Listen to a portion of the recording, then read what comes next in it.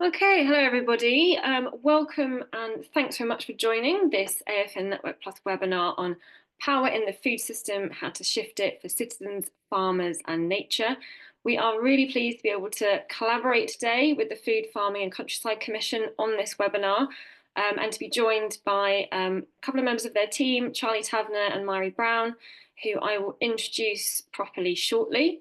So I'm Jess Fredenberg and I'm going to be your chair today. I'm based at the School of Environmental Sciences at the University of East Anglia, where I'm the Knowledge Exchange Fellow for the AFN Network Plus.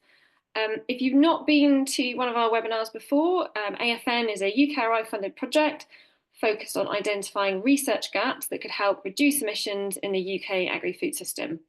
We've got around 3,000 members now across the UK, so it's a really good kind of body of collective knowledge now. So please do join us if you haven't already. I will put links in the chat shortly. Also with me today is AFN co-lead, Professor Neil Ward, who's also based at UEA, and Neil will step in if anything goes wrong with my internet or anything like that today. So today's topic, power in the food system. The FFCC's work with citizens as part of the food conversation found that the public is generally frustrated with the extreme imbalance of power and profit in the food system and wants political leaders to bring radical change. This has led the organisation to research and publish 2 reports exploring power, its extent in the food system, its impacts, and what could be done about it, and generally to help kickstart a conversation about power in the food system. So today we're going to be exploring these 2 reports by the FFCC. The first, The False Economy of Big Food, focused on the impacts of power on our health. And the second, the newly published Paying the Price report, which you may have heard quite a bit about. It's been on, in the Guardian. It's been on Radio 4 quite a lot last week. Paying the Price report looked at impacts on farming, the agri-food chain, and on communities, nature, food security, and resilience. So what we're going to do today, Charlie and Mary are going to be presenting these 2 reports with a few slides. They're going to be going through some real headlines from these 2 reports, which will effectively kind of help stimulate a discussion. They themselves are going to have a discussion between the 2 of them. Then after a little while, we will move on to an audience Q&A. So we've got longer than an hour if we need it. So we can run through past 4 o'clock if you've all got lots of questions. So if you've got any, please put them in the Q&A box. We're going to leave the chat for sharing of links and things like that. But if you can please put them in the Q&A box, that will really help me find them later. So Charlie and Mary, if you want to get your slides ready, and I will give a proper introduction to you both. So Charlie Taverner is the FFCC's farming policy lead and author of Paying the Price. He is a researcher and writer specialising in food, farming, and grew up on a family dairy farm. Before joining FFCC, Charlie was a research fellow at Trinity College Dublin and a business and farming journalist, including at Farmers Weekly, where we actually used to work together, funnily enough, so nice to be doing something again with you, Charlie. Anyway, at Farmers Weekly, he was covering livestock industries. Mary Brown is Head of Food Futures at the FFCC. She's a registered nutritionist, specialising in public health and food policy. Prior to joining the organisation, she led policy and international work at Consensus Action on Salt, Sugar and Health, where she collaborated with stakeholders to translate this work globally. So I think that's enough from me. Over to you, Charlie and Mary.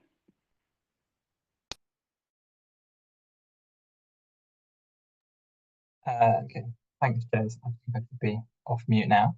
Thank you, Jez. Thank you, Neil, for having us. We're delighted to be able to be here and to talk about our work. And thank you all for coming in such good numbers to talk about this.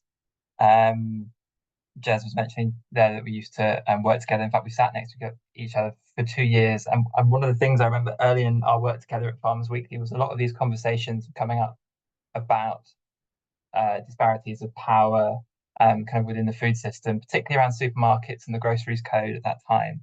And it'll be interesting to reflect maybe in questions and discussion kind of later on how things have changed or how they haven't changed over that period of time. How I'm going to structure our time here in our little introduction was I'm going to start with a little bit of background to these couple of pieces of work and give you some information about what we were trying to achieve with them and what we weren't. Then I'll kind of go through those two pieces of work, kind of give a bit of an overview and some of the conclusions that we've kind of drawn from that. And then Mary and I, as Jez mentioned, are going to have a bit of a brief discussion about this work and how it connects with both the Food Conversation project and also the current kind of political moment. So I should probably I'll give a couple of sentences of background about the Food Farming Countryside Commission, because not everyone will be aware. So FFCC has been an independent charity since 2020. Formerly it was part of the Royal Society of Arts. We're an independent charity that advocates for healthy food for all, a countryside that works for people and nature, and farming as a force for change with a transition to agroecology. We work by curating the latest evidence, convening leadership and innovative thinkers, and amplifying seldom heard voices and perspectives in conversation. And I think it's that latter kind of strand of our work that this really forms part of. So the background to these couple of reports. The origin most directly, it was around kind of last summer. We had a strong sense around the time of the election and afterwards that financial and economic imperatives were probably going to be driving a lot of the decision making around food and farming kind of policy. I recall at the going up to the Labour Party conference in Liverpool, there was a real sense of stasis kind of going on really in any kind of policy discussions, any answers you could try and get out of politicians, because they were saying we've got to wait to the budget, we've got to wait to the budget, and that was still kind of a month or two's time ahead. And now actually the conversation's changed. So we've got to wait for the spending review. We've got to wait for the spending review. So you can really see how the Treasury is really dominant within government at the moment, and how kind of short-term financial decision-making is driving a lot of what's going on. The important kind of reason that this work was kind of hooked onto was the culmination of the Food Conversation project, which we've been running for the last couple of years as a commission. This involved a extensive series of deliberative dialogues with citizens, mini citizens' assemblies, really, in all 4 nations of the UK, looking at what they want out of their food system. And one of the strong themes that was emerging from that was a real frustration and anger in some cases of citizens about the imbalances of power within the food system, the large absolute profits being made, while people were also struggling to access food, and there were massive impacts on people's health happening. The point of doing what we were trying to do with this work, we were very kind of aware that a lot of the analysis, a lot of the research and thinking would not be entirely novel, and certainly not to specialists. We were going to be using existing data, we were going to be using and synthesizing existing kind of research. But what was important was the kinds of stories we were trying to pull out and where we were focusing political and public attention. So as much as analysis, these 2 reports are exercises in storytelling and advocacy and communication. The first report, The False Economy of Big Food, we asked Tim Jackson if he'd carry out this piece of work for us leading up to the launch of the Food Conversation, and this ultimately became The False Economy of Big Food.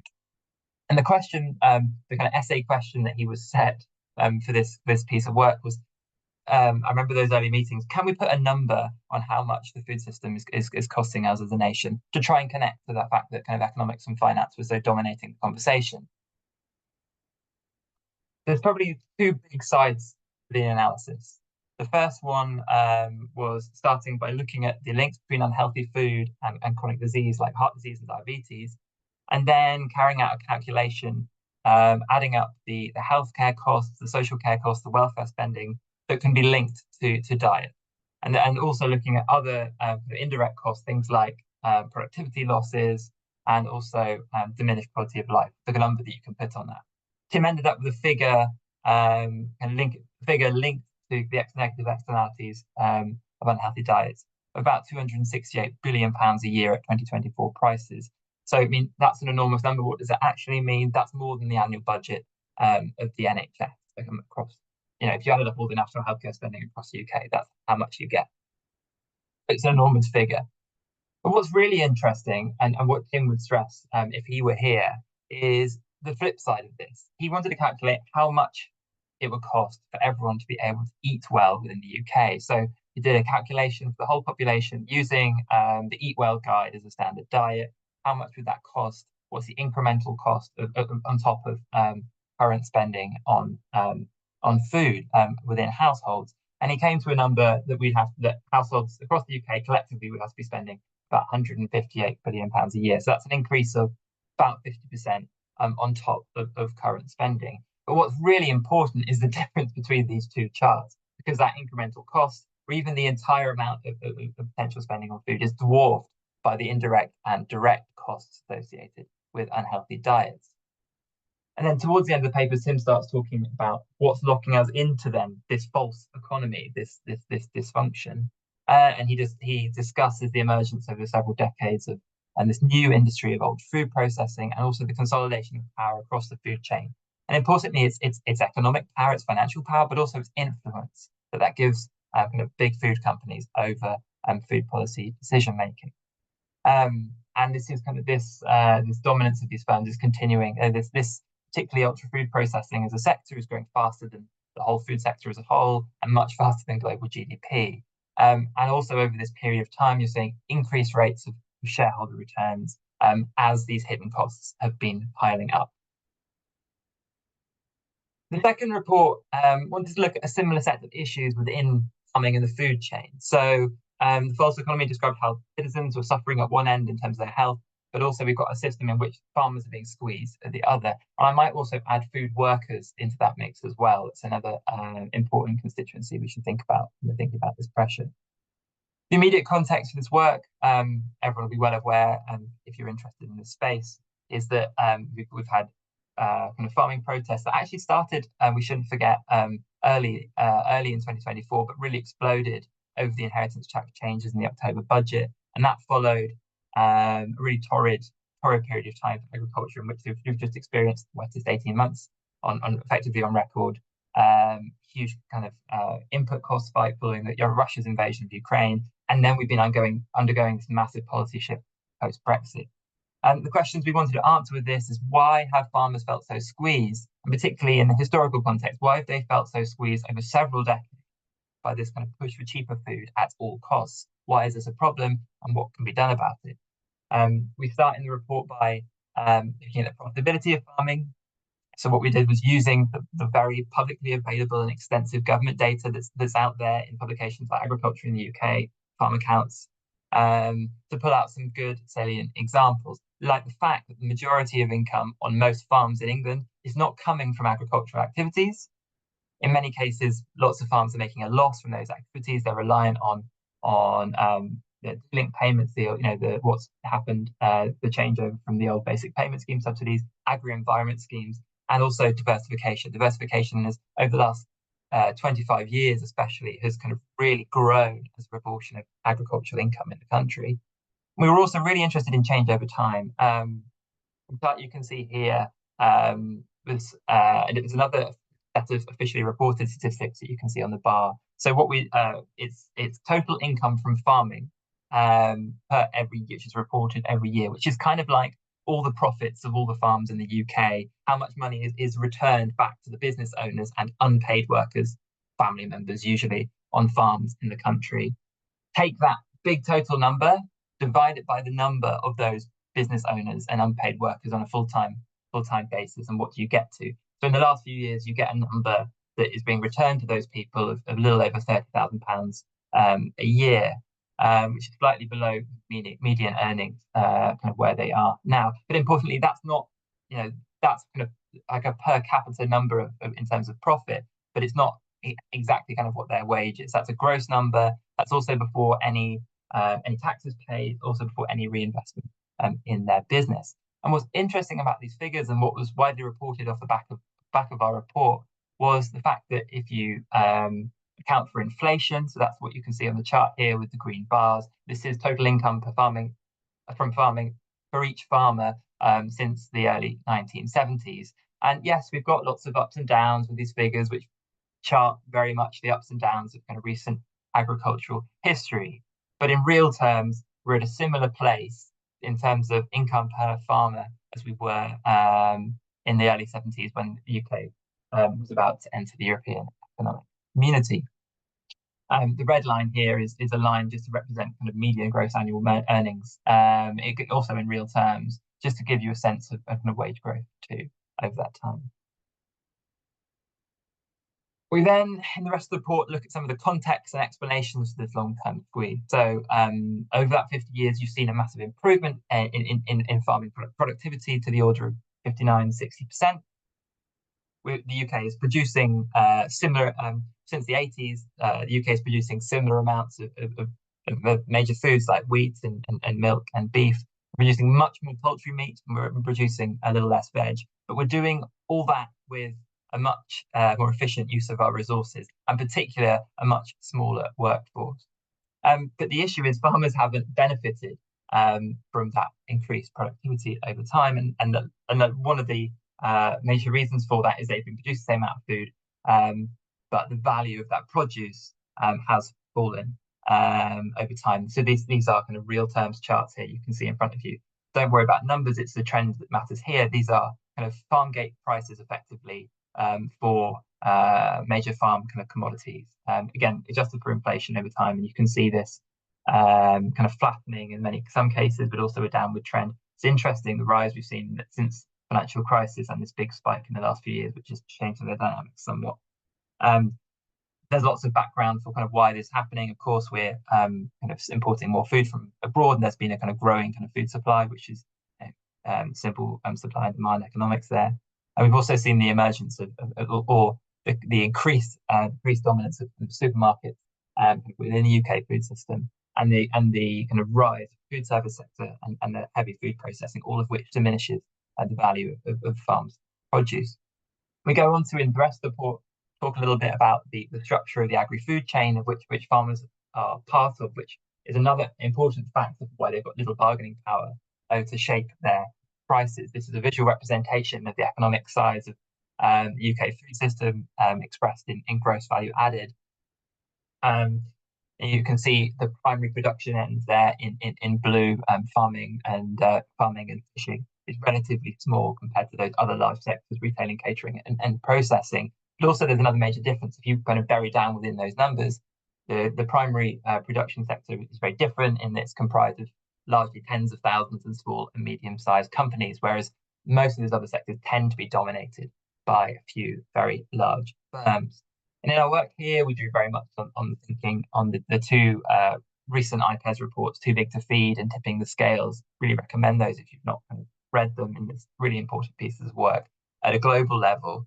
And what you find in the UK is most links in the agri-food chain, if you think about them as individual markets, are exceeding the threshold for kind of concentration and the dominance of a small number of firms beyond the point at which competition starts to decline. So that leads to kind of weakening bargaining power of smaller actors, leads to less innovation, and it leads to growing corporate influence over policy-making decisions. Now, this kind of concentration is a fact of life for people that work in these sectors, absolutely, and everyone will know different examples of it. But I think it's valuable to step back and take quite a broad view and look across the agri-food chain and see just this level of concentration being kind of repeated again and again and again. Now, everyone will know the very well-known examples at the top of the food chain, if you will, like how the top four retailers account for something like 2/3 of grocery sales.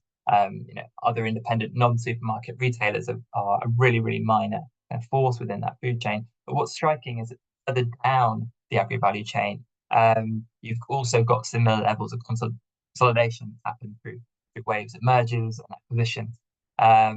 But also the prominence of some of the world's biggest food and agribusinesses within the UK food economy. We take a couple of examples in the report. For example, kind of poultry, where you've got 70% of chickens being slaughtered in the UK, kind of going through three major integrated businesses, both around two sisters, Moy Park and Avara. One of these is privately owned. Moy Park is a subsidiary of JBS, the Brazil-based kind of multinational, one of the biggest agribusinesses globally. And Avara is a joint venture between Fazenda and Cargill. itself one of the biggest private companies in the entire world and another of these major agribusiness giants. And Cargill also has interests right across kind of Britain's kind of food chain. Frontier is the biggest grain merchant and what a major input provider, trades about 20% of the UK harvest, and it's jointly owned by Cargill and Associated British Foods, which is one of the biggest food manufacturers here in the country, and is particularly specialised in ingredients for processed goods. We then go into the report, we talk a little bit about why this should matter, not just for farmers and not for people within the food system, but also for the country as a whole and for citizens. People have, of course, kind of benefited over this period of time from falling real food prices. We looked at a number of kind of basic kind of retail goods, things like sliced bread, things like pints of milk. You go adjust that for inflation. Naturally, they've either been rising just below inflation over this long period of time. And actually, it's only until this cost of living crisis that in the last few years has caused kind of a major jump. Before that was significantly below. It's also allowed food spending to fall dramatically as a proportion of income as a result of this. But we've also seen other effects in much more obviously negative ways. We've seen decline in the number of farms, declining farming workforce, decline in Britain's kind of self-sufficiency in lots of important kind of foods, particularly essential ones like fruits and vegetables, which we're deriving so much from climate stress regions. We've also seen through this period of time kind of diminished kind of resilience as well within our food and farming system, particularly the qualities of diversity and the capacity to respond. We have got a much more homogenized in many ways, much more kind of closely integrated food system, which creates kind of real risk. There have also been massive impacts on wildlife, water, and air. We didn't talk about hidden costs in this second report in the same kind of way, partly because this work had been done kind of very well elsewhere, and partly because and we didn't want to kind of repeat that kind of effort. But it's worth just pointing out the level. I mean, one of the background Stephen Lord's background paper for the UN FAO's hidden costs and state of food and agriculture a couple of years ago is really fascinating on this. He does works out a kind of a ratio, the agricultural externalities of each country relative to the size of to the economic size of its agriculture. And the UK has one of the worst ratios in the entire world. So effectively, for every pound generated by UK agriculture, we're generating £2 in external costs. There's few other places that have such a poor ratio. We've also seen, as a result of this consolidation and change, massive increase of financialization. We can talk a little bit about that when we come up in a bit with Mary, because it does relate to both reports and it does relate, I think, to citizens and their interests. We're seeing a kind of much more of a focus on short-term financial interests and an effort to maximize shareholder value above anything else. Right. Just to quickly round off then, I mean, this report, you could argue, has done that very kind of classic NGO, even academic thing of kind of describing sort of problems with ever increasing levels of complexity and nuance. And that's great and that's wonderful. But I really hope in the discussion that follows and the questions, we can talk a little bit about, what can be done and solutions, and we will. Tim's work laid out three principles, which he made the case for forming the basis of a new kind of food economy, rooting the right to healthy food and policy, regulating the food environment to stop harms, and also redirecting the financial flows. An important point that's kind of cutting through this is really much more about an effort to revalue food. So we're not just kind of valuing efficiency, but also health and resilience, which is particularly important in a world that's kind of facing kind of climate change and also geopolitical instability. And also the secondary effect of that revaluation is thinking about where that value is flowing to make sure it's going to people where real value is being created. Communities, regenerative farmers, local and regional food systems. And the other important point here is that we're talking about transformative change, major structural change. And I think something that's cut across both reports is just the level of ambition that's required in policy making to actually drive change for these things. That's joined up policy making, that's cross-government work, and also looking for synergies. I think we can talk about this also in the discussion. I think there's real scope for seeing the net zero transition in farming as a real opportunity. Net zero transition more broadly in economy as an opportunity for food in farming to drive some of the changes that we want to see. But what's important too, and I think shouldn't be missed, is there's a huge kind of political aspect to this too. If we want to draw out that distinction, and this kind of transformative change is a real political challenge. We've got a very strong evidence base. We've got lots of public policy thinking that's been done on this, but we've got to make a political and public case the level of change that's required that fits into the current political moment. So we might think we need to start thinking much more kind of clearly about what are the avenues for real change at the moment in politics that we're seeing. It might be cost of living crisis and the reevaluation that's causing. It might be the political instability that we're seeing because of war in Eastern Europe. It might be kind of the election of Trump, or also kind of climate adaptation as we kind of cope with all these much more regular extreme weather events. I'm going to stop there. I think I've talked for plenty, and I'm going to bring Mary in, and we'll have a little bit of a chat about these two bits of work and the food conversation more broadly. Okay, Mary, let's talk about what's happening at the moment in terms of kind of policy development in these areas. It's all well and good us doing, putting out kind of reports kind of into the ether. But what's actually being kind of developed at the decision-making level around food, especially, I guess, on your front at the moment, that we need to be feeding into, that we need to be kind of influencing and trying to shape around all this? Yeah, I think it's such an important question. And I think for food especially, it does feel as if there's some opportunities at the moment. But for many years, it hasn't felt as if those opportunities are there at all. I'm sure many people on the call today will know of the research that shows, since the 1990s, we've had something like 14 strategies related to obesity and food and health, containing almost 700 policies, and not many of them have made it to implementation.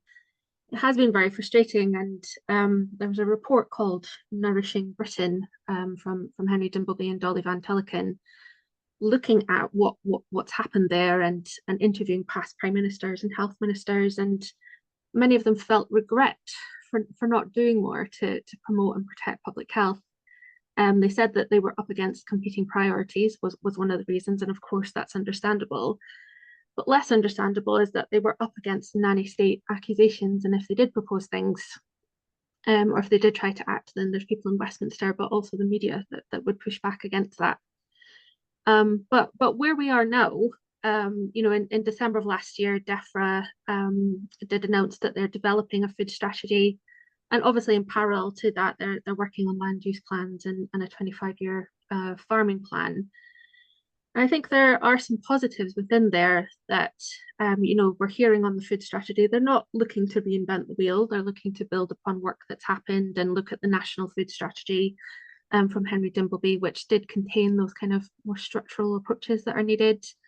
They want to work across nations to align the approach to just a real important recognition that is a UK food system. And while the responsibilities are devolved, we do need to work together and collaborate. And I think the pillars of the food strategy as well, so health, economic growth, looking at the environment, and food security as well, are all very worthy pillars. We're hearing that as part of that the civil servants and the ministers as well are really keen to try a different approach, to listen to people, to talk to people, to work out solutions. What that looks like in practice does remain to be seen, but I think at FFCC we've had some interest in the work that we've done with citizens and their viewpoints. And so I'd say, from a food perspective just now, there does seem to be those opportunities, but I wonder, Charlie, how it feels from farming. Yeah, I mean, on the farming side, everyone involved in agriculture, I think, feels slightly shell-shocked from announcements that have just kind of kept coming over the last few months, and also the strength of reaction that's kind of emerged from it. This feels like a bit of a whirlwind. I think last week's news about the pause or reset, or call it what you will, of the sustainable farming incentive was very powerful in that it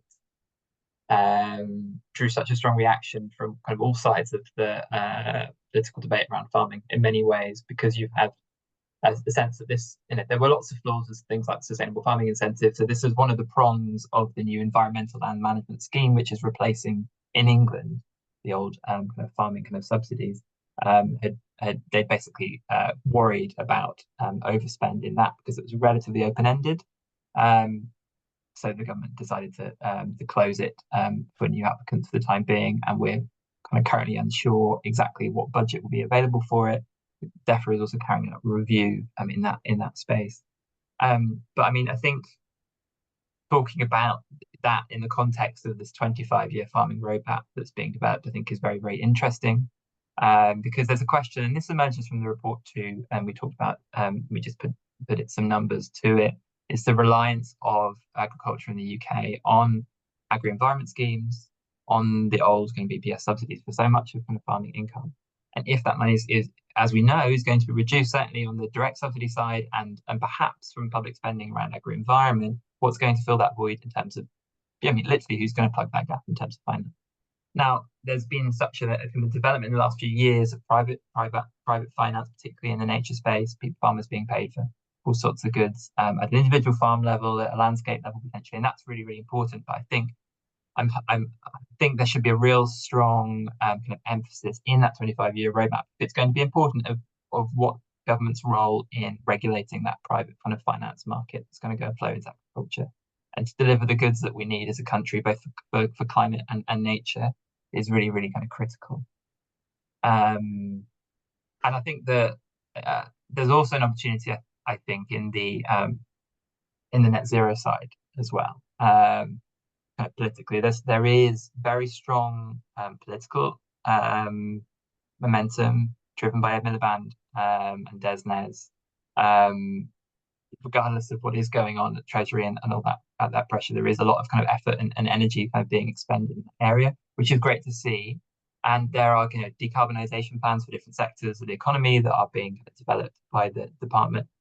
And so I think talking about kind of synergies and linking things together, I think we should see that as a potential opportunity because, and what's important is, everyone on this call will probably be aware, we can decarbonize and move to net zero in a way that is kind of positive and kind of equitable, or we can do so in a way that entrenches some of these kind of problematic aspects of our political economy that we have at the moment. What do you think, kind of Mary, then, about like politics kind of at the moment in terms of kind of what's in the zeitgeist and what's out there in the kind of food transformation? Like, if we're interested in food systems transformation, what things that are being talked about, what initiatives, what political parties, what movements seem to offer threats and opportunities, really? What have you seen? Yeah, I think what's interesting from food, given that we've had that kind of length of time of proposing policies, I think over time, the types of policies that are being proposed, that are going into government strategies, that are coming from research and different organizations. I mean, we have seen a shift from policies that are more focused on kind of education and kind of consumer awareness to things that are more structural. And for the past 10 years, I'd say, we're kind of seeing things being reproposed. And so it feels a little bit like, I mean, not to be too geeky, but if you think about kind of these policy change theories, that what we need is a little bit of a shock to the system. And I really feel that having somebody else add their voice to this, having citizens actually speak up on this could be a bit of an unlocking moment. And I say that because of that kind of nanny state overreach dominant narrative for so many years, that the government shouldn't be fulfilling that kind of essential role that they're supposed to be playing, that all the public cares about is cheap food. And as we've investigated, it's cheap on the surface, but it's masking so much more. What do people actually want? Has anybody actually asked them? And I think that's ultimately what we set out to achieve with the food conversation and talking to people across the country. Do they just want cheap food on supermarket shelves, or do they want something different? And what we found is a lot of concern, levels of anger about the state of things at the moment, concern about finding and affording the healthy, nourishing food that's around them, concern about big food businesses, which we'll talk about a little bit more, concern about farmers as humans and how they're coping, as well as concerns around environment and so much more. And so really it's not what that dominant narrative has said for years. And I think just getting voices out there has really opened up a bit of a political opportunity, and it is still at the moment an opportunity that does need to be seized. This isn't about FFCC, it's about really hearing from people across the country and making sure that decision makers really act on that. It's given government a bit of a mandate to act. The public actually wants this, they support you, they want to see those actions, and they understand that it's complex as well. They're not expecting quick fixes. So I do think there is a chance here to make sure that that food strategy, whatever that does end up looking like, is built around some of what citizens have asked for. And there's so many policies out there that are ripe, that have so much research and kind of proof of concept behind them, that are ready to go. Yeah, great. It's been so interesting for me in the time I've been at FFCC, of watching the food conversations and the project kind of roll out, and I've been so impressed by the power of those kind of deliberative dialogues to try and improve the quality of the conversation about kind of various set of issues. And Mary, you'll know, we're thinking about developing the same kind of thing in the kind of the farming and rural communities kind of space, which I think will be really, really good, particularly in a moment where it feels very fractious. And there's a lot of kind of reactionary kind of politics kind of going on, which is leading in quite a negative direction, and distrust of government, which is really concerning. Government and institutions, actually, which is really concerning when we need, a lot of kind of collective action around these big questions that are big and kind of difficult around food and climate and nature. Should we round off there, do you think? And then we'll get some questions from the group. Jez, does that sound good? Yeah, sounds good. Thanks, guys. That was really interesting. Bit of a whistle-stop tour. We have got some questions just coming in. Wanted to pick up on one from hang on, we just had a few more coming in. A DEFRA economic advisor in DEFRA called James. He says, I work on farming. Note I cannot comment on any live policy issues. I have a question about the public understanding of power and markets. Anecdotally, I see the public hyper-focused on food price inflation and a generally accepted view that price rises are almost entirely due to profit seeking by retailers specifically. Reading CMA reports, I don't know if we need any clarification on what CMA reports in that context, James. There's evidence that this is not the case, and as you say, price competition on the consumer side is making food incredibly cheap. How can we square consumers' focus on retail prices and the need to consider the whole food chain in policy? So there's a bit of a question around getting consumers to understand really the power dynamics that are happening there and why their food is expensive or cheap or not, basically. I don't know, Mari, perhaps that's one for you. Yeah, that's a great question. And I think within the food conversation, we weren't just there to talk to them about kind of the food that they buy in supermarkets, but I think we do need to be appreciative of the fact that that is where people largely interact with the food system, is going to these supermarkets and seeing what's there and buying what they can afford to. Within our project, we did give them a much fuller view of the food system and covering things like food and health, farming, nature, as well as power and injustice and inequalities. And I would say, in thinking about the citizens' understanding of power, many of the participants do link power to money. So those with lots of money, like big food companies, have lots of power. They think it's very hidden as well, though. So when we talk to them about kind of, a handful of global food manufacturers being responsible for a lot of food brands sold in supermarkets, which is based on Oxfam research, they really reacted so strongly to that, found that quite shocking, and thought of power and profit as quite a circular thing, that the larger the profits, the larger the power. Within that, they also thought that government has power in the food system. They can use policies and taxes and other levers, but questioned a lot of the time whether government had a will to actually use that power, whether they would be willing to challenge food companies and set the policies to make things healthier, and taking a a commercial determinants of health lens. We know about the range of tactics that are being used that can kind of support those views. But citizens were also very appreciative of the fact that that healthier food, calorie for calorie, is more expensive than the unhealthy food that is so dominant on shelves. But they did speak as well about housing costs, about energy costs, about I have to pay so much to travel to get to somewhere that's got more of a range of food available. And I think it's the deliberation process that we can kind of canvass views and have workshops and focus groups. It is, as Charlie was saying, it's the power of deliberation that gets people to really interact with this evidence, to process that, to come to terms with the anger that they feel about it, and then also think about the solutions. And so I would truly recommend that type of process to DEFRA in developing these types of solutions.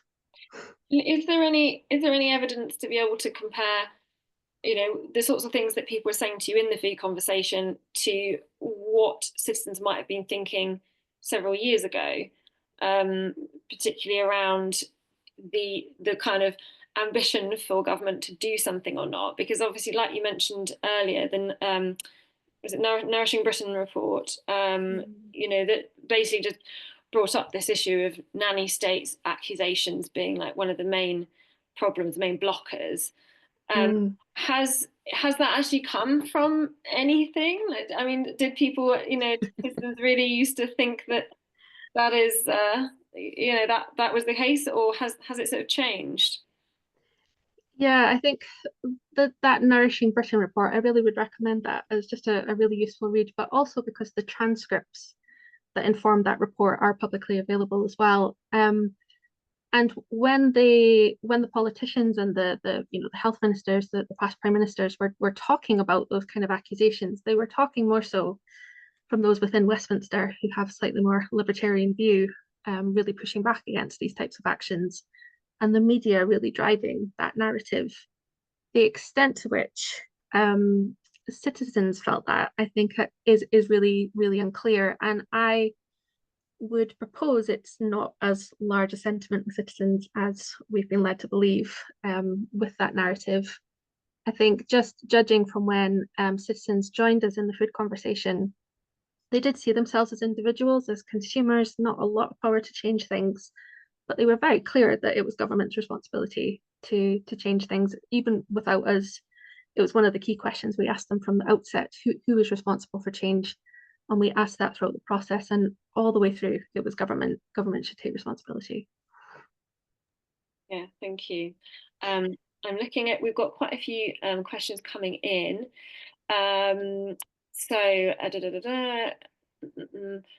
B. Lawton, it seems to me as an academic and campaigning sector, I suppose someone working in the campaigning sector. No, sorry, I'm reading this. Sorry, it's not very well worded. Seems to me like we in the academic and campaigning sector are quite good at quantifying the cost/externalities of the food system. How can we get these messages through more effectively to policymakers, as it seems like the last 10 years of research and publications are falling on deaf ears? Do we need to be going up to the level of Treasury rather than focusing on DEFRA? And I would add to that question for both of you, particularly Charlie, with your kind of more communications background.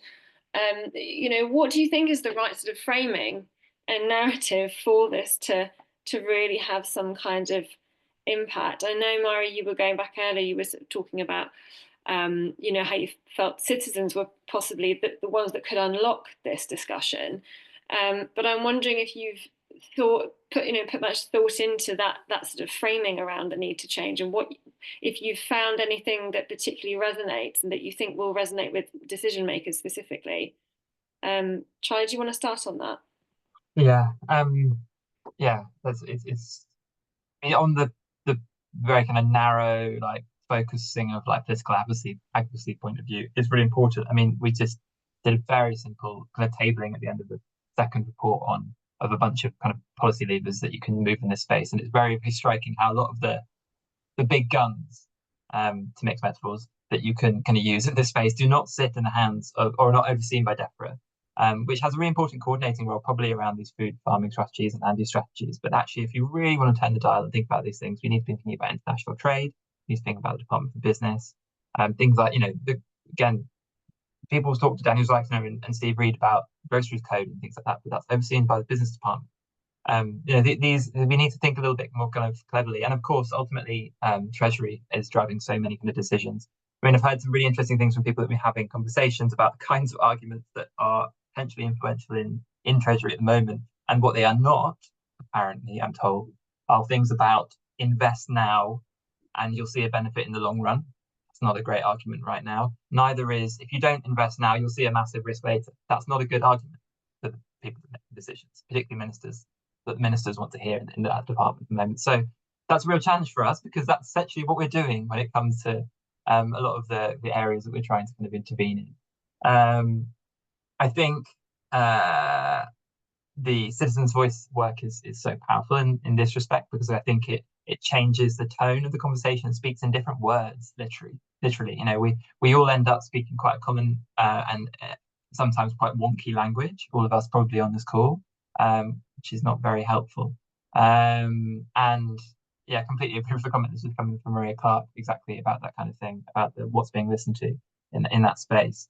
So I think that kind of that change is really, really important. And I think, Jez, to your point about kind of communications, I think what we do have here is not a lack of evidence and not a lack of kind of analysis. What we have here is a kind of a real kind of problem about the story that we're telling, but also I think the power that we have to tell that kind of story, because a lot of the voices in that are most kind of influential are not telling the same narrative that we might be talking about. Mari, do you want to chip in anything maybe around health? Yeah, I think I would agree with that. And I think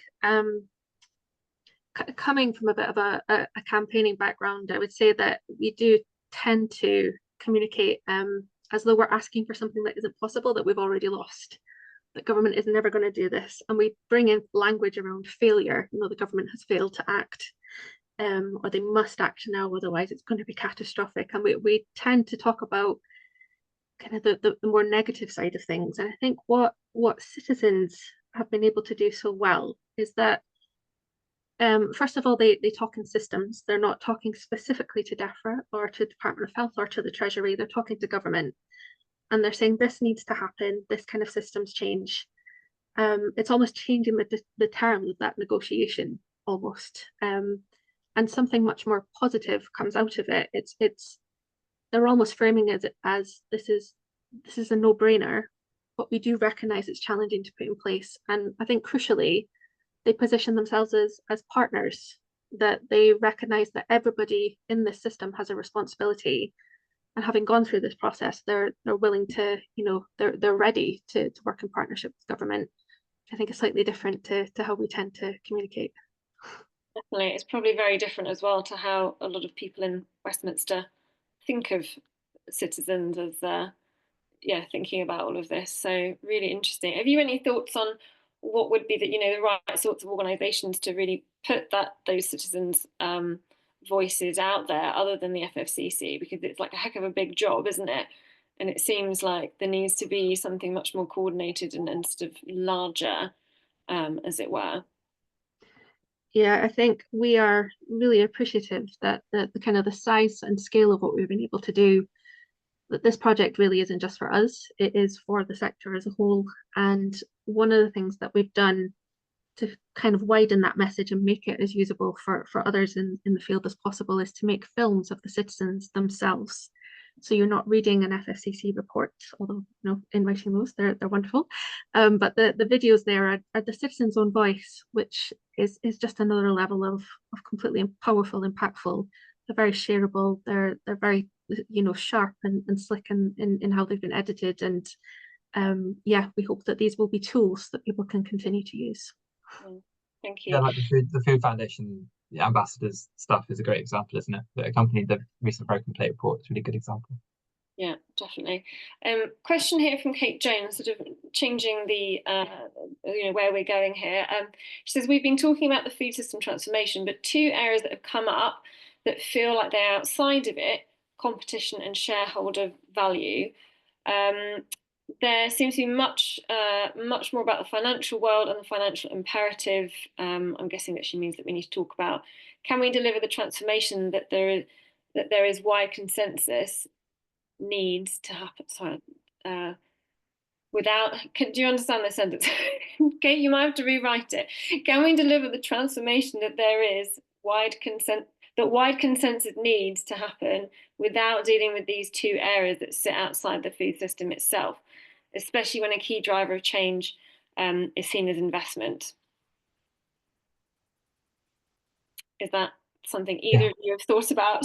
It's more about the basically about the financial world and the impact on it, and how we can sort of, the fact that it's outside the food system really, but that it's so powerful and influential.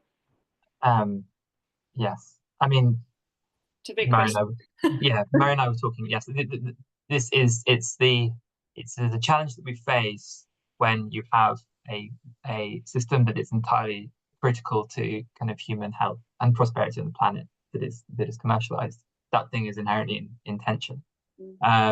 So that's a big challenge. I mean, I think that's something that's very shocking. It's jumping back, kind of connecting these two conversations we were just having. So like making this politically interesting and powerful. I think this financialization of so much of the food system is incredibly shocking to a lot of people when they realize the extraction of value that's happening on a regular basis. I mean, you can see it slightly already happening in a slightly perverse way in farming, around conspiracy theories and BlackRock and the role of private equity and financial actors buying up farmland. And that's being spun off in a slightly different direction. But there's a grain of something in there, which is those things are actually happening to a degree. I mean, if you, again, going back to the two reports, so the IPES reports I talked about earlier, is looking at the growing ownership of some of these big ag companies by some of the biggest asset management companies kind of globally, exerting a kind of really kind of powerful control. Now, I mean, lots of people's pensions. We are all, we are kind of connected to this in many ways. So it's a real big challenge we've got to face. But I think there's something quite powerful kind of politically here to talk about the way that something that's critical to us is being financialized, and value is literally being extracted to the tune of billions and billions of dollars. That is value that's being extracted. That's not, and that helps us on the profiteering side as well, that James mentioned earlier as well, because it is true. I've read the CMA report you talk about, these margins are not massive. There's not obvious evidence of profiteering, but there is value being extracted by different actors within the chain. And that's something that we can kind of pin down and talk about. Yeah, absolutely. It's an interesting one. I know we've had in previous webinars, we've had people saying if you can find a way to change the KPIs of these big companies, change that, then the whole system of that company will start to shift towards something completely different. So, that's one way. But how do you make that happen? That's the big thing. Another question here about companies, retailers specifically, from Paul Burgess at Cranfield. In sessions such as these, the supermarkets often seem to be missing. How can we get them more engaged? I would like to know that too, Paul. Anyone who's from a retailer joining today, thank you for coming. You're very, very needed, very much needed here, and welcome. But I think it is quite a big question, and I don't know if it's because of the sort of nature of it and the sort of commercial sensitivity that supermarkets sort of seem to have, or what. But I don't know, Mara, have you, with your, as part of your research, have you engaged much with retailers? Was that something you tried to do, and how was it? Yeah, we tried very hard, and I think it was very, very important for us from the outset of the food conversation to ensure that we're presenting a really kind of full view of the food system to the citizens, and as part of that, the food industry are obviously a key component. But in trying to find food industry representatives who were willing to attend those workshops and enter into that space as citizens themselves, we're all citizens of this earth, and just come and talk to us about what your company does, where the challenges are, where the barriers are, you think the opportunities are, what you would like to see, happening policy-wise, was, I think, too big of an ask of them. And so we really struggled to get that representation. We did manage to find a couple of representatives who were willing to speak on a couple of the panel discussions that we had, where that felt a little bit safer potentially. But yeah, it's true. They need to be part of the conversation as well. Charlie, do you have any thoughts on this? I know we were talking earlier about GSCOP and the Groceries Code adjudicator. Do you have any thoughts on this? Well, I mean, you said where are the supermarkets, but I'd also say where are the meat processors? Where are where are Cargill in this conversation? Do you know what I mean? That's kind of the point. And Mary and I were talking about this yesterday as well in our prep about like the risk of why do we talk a lot about we actually talk a lot about supermarkets, and actually a lot of these issues that we talked about are structural, and they're not making enormous. The profit margins are relatively low as a sector, and it is incredibly competitive, but the competition is largely based on price primarily. And as we're going to see what's going to happen with Asda in the kind of coming months, as they try and kind of sort out their balance sheet by kind of cost cutting and pressure on their supply chains. And they've already done things like dropping their better chicken pledge. So like or their 100% British pledge. So these things are kind of concerning. But I mean, but something that does emerge from the food conversation process is what's interesting is they're a very tangible point of entry, because they are the way most of us access the food system on a regular basis, or the food economy. And I think what's really important too, I mean, so talking about the Asda case, you have to step back and say, these are massive employers. These, Tesco is is the biggest. Don't actually. It's one of the biggest employers outside the NHS, the entire kind of country. These are economically very, very important. So we've got to be pragmatic about this. It is not like in this food system, wonderful food systems transformation that we all talk about in a very kind of abstract way. It's not about blowing things up as they are at the moment. That's just not realistic and not hard to happen. And lots of people rely on the system as it is. So it's about changing things as they are at the moment and shifting kind of those incentives. And actually, I think being a bit less. The problem is the consolidation, not the big businesses. Which, do you mean there's a slight nuance there, and the impact of that consolidation and the reason that consolidation has been able to happen, not necessarily the big businesses and all the actors kind of within those. And another point with the supermarkets as well is being aware of that distinction internally as well between people that work on agriculture and sustainability and people that work in buying. Yeah. There is interaction obviously between those two sides. One is very kind of fierce in terms of trying to fight for the margin and fight for the business, and the other is about support for the supply chain. It does generate lovely headlines and all those kind of things, and doing good work in many cases, but there is sometimes some of that separation too. Yeah, a bit of counterintuitive, I think, sometimes. I'm going to read out a comment from somebody called Susan, because it does sort of tie into this. She says, "Hello, I used to work for one of the big supermarkets." Thanks, Susan, for being here and giving your insight. She says, "I definitely would not have attended a call about how to take my power away," laughing face, "but to invite a bit of empathy. Supermarkets get hammered for everything, including many things which are outside of our control, things we've tried but which simply were not financially viable, such as refills, etc. So it's hard to find the forums for a fair and balanced conversation about shared goals." And I guess that's the issue, isn't it? Is how do you bring these how do you find the common ground, basically? Oh, we've lost. Are you there? Because I wondered about you made a comment about some research that you'd done a while ago, back in the 90s, about retail. Neil, are you there? Yeah, you cut out a bit just then. Sorry. I don't know whether you did to everybody or just to me, because my connection's a bit dodgy. It just struck me how similar the picture is to 35 years ago. So I put a link in the chat to it, but the names of the companies change, but the structure is very, very similar. It doesn't seem to have shifted that much. Whereas in the preceding 25, 30 years, it changed a lot. From the early 1960s to the mid 1980s, there was massive structural change in the food system, and the sort of balance of power between the processors and manufacturers and retailers. But the kind of market concentration happened quite quickly over just a couple of decades, up to the 1980s. And then, it looks as if it's relatively stable since then. There's an awful lot of competition between the big supermarkets, of course. I mean, it's very, very competitive. And you might argue from a consumer point of view, a hugely successful development in terms of convenience, range of products, opening hours and all that sort of stuff, just to try and find a way of achieving a bit of balance to keep, was it Susan, happy. But I don't think we ask enough about why, why is the system structured in the way that it is? And I think you have to look back to the policy and regulatory changes in the 1960s to understand why. And I don't know whether they are retrievable, in the current kind of political context. But that seems to be sort of absent when we talk about it. How do we get to this place? That's a bit of a scary thought, Neil. Not sure they're retrievable. Oh, gosh. Okay. Thank you for that.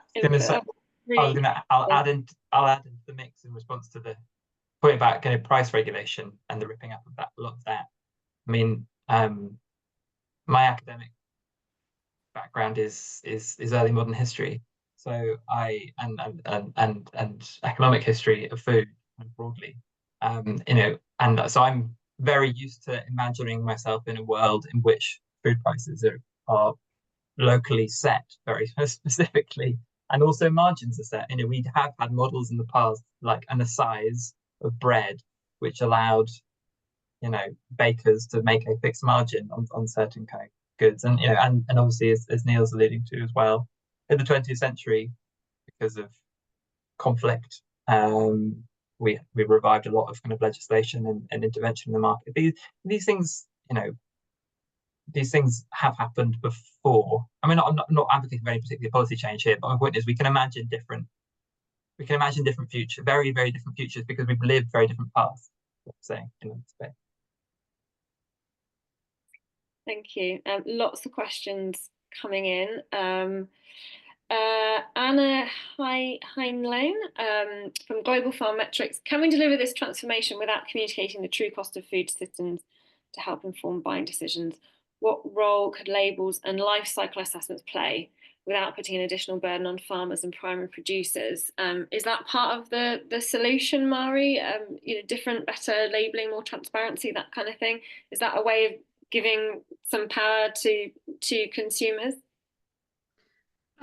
I think it is a part of the puzzle, and it is something that citizens have talked about themselves. I mean, what I would say with food labeling is we're probably at a point where we have more information than we've ever had, and it's very difficult to figure out when you're looking at packaging, when you're considering things like ingredients, about sources, about all of the other marketing that's on that package.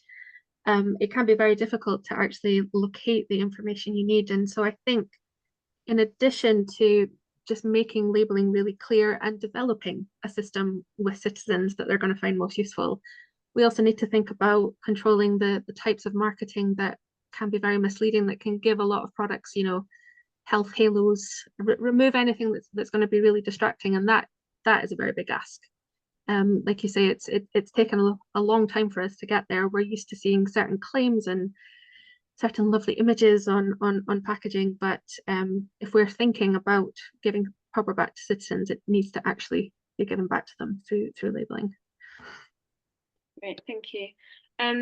There's a question around from Tom Pearson around moving back to a more sort of localized food system as a way to counter this power imbalance, I suppose. I mean, I feel like this is a question that has come up forever, really. Well, not forever, but for a long time now. But it sort of feels like it's been dismissed in many quarters as something that is not possible, impractical, etc., because 90% of our food is bought in supermarkets and all this kind of thing. But is it starting to look more like it actually could be part of the solution, and in what kind of guise would that be? Charlie, do you want to comment on that? I'll talk very briefly, and Mary can talk a little bit about the local food action work that we've been involved with. Yes, and I mean, the difficulty with it is that a lot of, I think it's helpful to think about this as infrastructure in many ways that's required to generate a lot of that kind of local kind of food stuff. I mean, and a lot of that infrastructure, by the nature of the kind of centralization and integration of the food system, is being kind of stripped away, and it requires investment. And what the problem is, where does the finance for that investment going to come from? Because it doesn't deliver returns that will kind of match those expected by financial institutions the way that we expect. So, that's a thought. Is it the state? Is it philanthropy?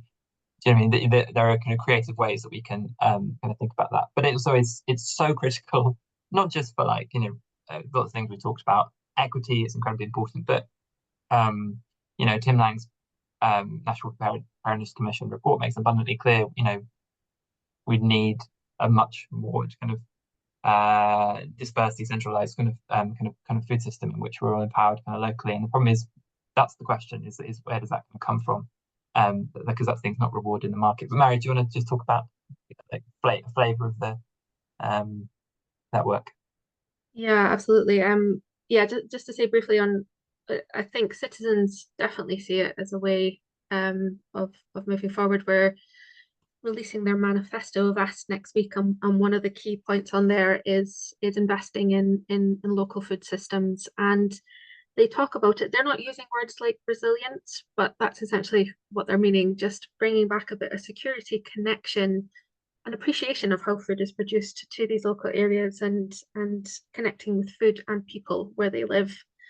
But we have, as Charlie says, the FFCC are involved in a local food project with various other organisations, looking at how we can grow the local food sector. And we're looking at areas like infrastructure, policy, in investment, marketing, these kind of key pillars.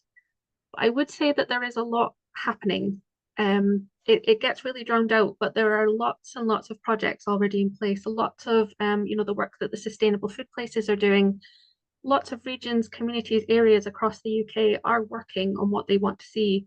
There's a lot that could be learned. And I do hope that as part of the food strategy, that will be part of the process, learning about what already works and how we scale that up. I think that's going to be really, really crucial. Thank you. I suppose just from the experience of the Sustainable Food Places here in Norwich, I know, a lot of it is resting on being able to get funding. And so it's super, super challenging. This ties nicely into a question from Clive Mitchell from Nature Scott, though. When we're talking about resilience and Tim Lang's report, he says, you've touched on risk and resilience. Could you expand on that, especially as current policy and practice developed over the last 70 years assumes a largely stable and predictable climate, but that isn't the world we live in anymore. Climate is warming, more chaotic, etc., etc. Any thoughts on that one at all, either of you? I mean, yes. I mean, we're involved in. I think Marilla's here from the Backcasting Food Resilience project based at ARU, which we're on the FFCC is on the advisory board for. It was nice to see lots of colleagues yesterday on that call.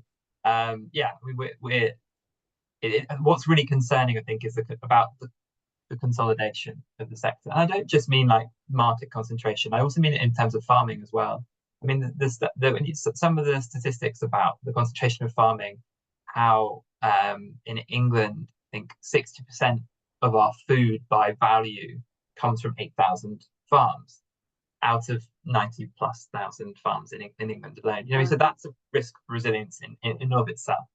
And there are also big issues around kind of in terms of the farming practices as well, be that kind of genetic diversity of kind of animals, disease resistance,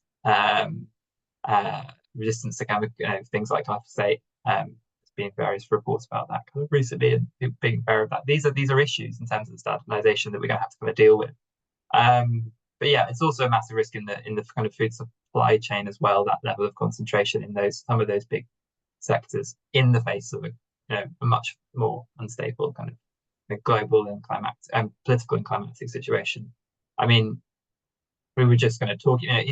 Just the fact that I think 90% of the tractors sold in the UK come from 3 manufacturers. Well, sorry, I think it's you can check the report for the exact number. Anyway, it's that level of extreme consolidation. So if, you know, and also these are increasingly electronic kind of pieces of kind of machinery. If some kind of cyber attack, for example, hit one of those kind of major kind of manufacturers in middle of harvest in the summer, that's the kind of thing we've got to be kind of slightly kind of conscious of, and that's only going to become more worrisome as AI develops as well, because that's another big thing that's going to happen very quickly down the track. We need to think about kind of how we deal with all that. But I mean, we don't talk about resilience really too much in the food conversation, as you say, but is climate and like risk emerging? I'm trying to think from what I've seen. Not very prominently, I would say. But yeah, I think what has been really interesting, this might not be answering your question, but I think what's been really interesting about the citizens' interaction with issues around climate is that, you know, we saw that not all of the citizens who were coming into the process agreed with the totality of evidence around climate change. But it is the lens of food that allows them to interact with that in a really meaningful way, and to think about climate beyond just kind of cars and you know, local transport and planes, and thinking about what is actually happening as a result of the food system. And so when they're talking about local approaches, I think they're linking that much more strongly to an idea of resilience or security, because they're saying, well, at least if there's something in our area, then we don't need to worry so much as I'm now worrying about what might happen if some of these much more global issues collapse. And what they reflected to us in several of their locations was just this huge concern that we're not talking about a UK system. This is it's global, and where does that position us, and what does that actually mean for us? And surely we need to be collaborating and cooperating and working much more widely. So I think it's there, just under slightly different terminology, perhaps. Great. I'm gonna ask a last question, I think, because we're starting to. I think we're. Oh no, we've got a few more. No, I'm gonna. Yeah, I think I'll ask this last question because we're starting to have fewer questions coming through, and I can see quite a few people have dropped off now. So, we've got a question here from Liz Parry. Do we have an oh no, wrong one. So I'm flicking through many questions from you all. Sorry, Sarah Blanchard instead. Given the huge size of catering and the proportion of public catering within that, how do you see the opportunity for public sector catering to drive change? And I'm guessing Sarah's meaning to, you know, rebalance power in some sort of way. I think massively important. I mean, I think we're quite, yeah. I mean, we're very strongly influenced, I think, FFCC and a lot of our work by a more mission-oriented kind of public value kind of thinking around a lot of this stuff, and thinking about how the state can be much more strategic and involved in a lot of these things in a more, you know, kind of creative, dynamic way. And as someone like Mariana Mazzucato would point out around school meals, for example, offers enormous opportunities if you think about that as a much more kind of complex intervention than purely just like buying of food from local producers. And if you think about that as an investment in public health, about food education, about quality jobs as well, in terms of the people that are involved in the chain that gets there. And also, I think what's kind of critical in this policy is kind of conditionality on a lot of these kind of contracts. So you say, right, great, you can get a contract to supply X or Y, but you've got to do these things in terms of public goods outcomes, things around climate and nature. So I think absolutely. I think the big issue, though, what I think with it and why it gets tossed around quite a lot politically is very easy. Is it's very easy to talk about and incredibly hard to do, because it involves lots of kind of often council and local authority officials having to doing kind of quite difficult things and deal with contracts and make all sorts of judgments and find suppliers, and all do this on an incredibly tight budget. So it needs resource and capacity as well. It needs to be invested in. we probably need to spend more on it as well, because that's the other thing. We talk about how much that contract is currently, but we might need to invest more in it. Yeah, I think it's a massively powerful lever for shaping the market. Brilliant. I could ask both of you to just, is there anything else you wanted to add really to this whole conversation? And what would be like your sort of key takeaway for everybody? And also if there's anything, happening that you know of that you want people to let to let people know about. Mari, you've got the food conversation report coming out soon. So any last sort of thoughts and heads up for people? Mari, do you want to go first? Yeah, definitely. So as we come to the end of this phase of the conversation, so next week on Tuesday, we'll be releasing the Citizens Food Manifesto. They're kind of their key asks for government, and we'll have a parliamentary event. And then in April, we will have a final report of the findings that have come out of this phase. And if I could just say quickly, I think that through this kind of process, we've seen a lot of anger expressed by citizens. I think deliberation is the type of process where we can see that, understand it, help people process it, and then come out, much more solutions focused around that. There's a lot of people that look to polarize and divide us, and we get a sense from the media that we are a very polarized, divided country. And going to locations around the country with the food conversation, all I saw was respect and care and listening and talking. And I think I would just like to leave that message with everyone, and please do look out for our report in April. Thanks, Mari. Really good message, actually. Yeah. Charlie, for you? Yeah. Thanks for throwing this on us, Jez. Didn't know how to come up with a final point. I think I would say, I'll just build on what Mari said really, because I think a lot of the kind of solutions and good thinking are based on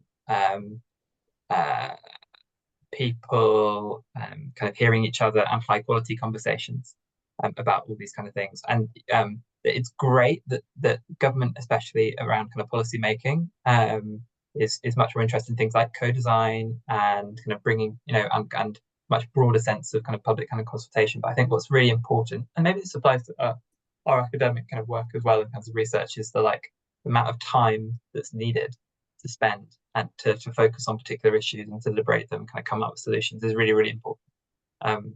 It's an investment, and that affects things like grant proposals and how we go about doing this work, but it massively affects the quality of kind of what we can, the quality and the constructiveness of what you get out, I think is really, really, really critical.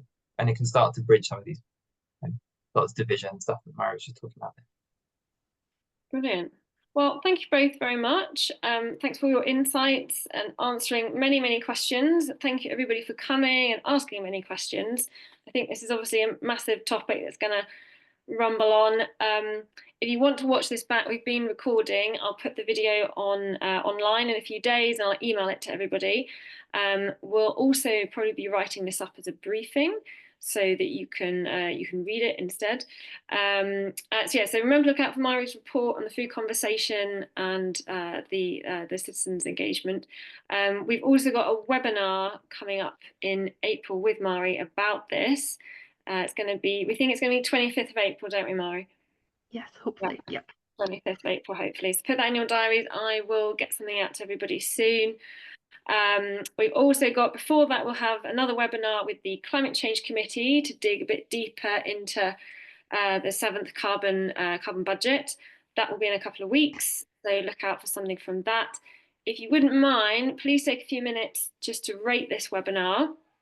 AFN funding runs out, or is due to run out at the end of this year, so we're really trying to build a case for continuing it in some way, and you filling it in and saying why it really needs to, why it's so good and everything, would really help. So thank you, everybody. Thanks, Charlie. Thanks, Mari. Thanks, Neil, for your help as well. All right. Bye, everyone. Thanks. Thanks. Bye.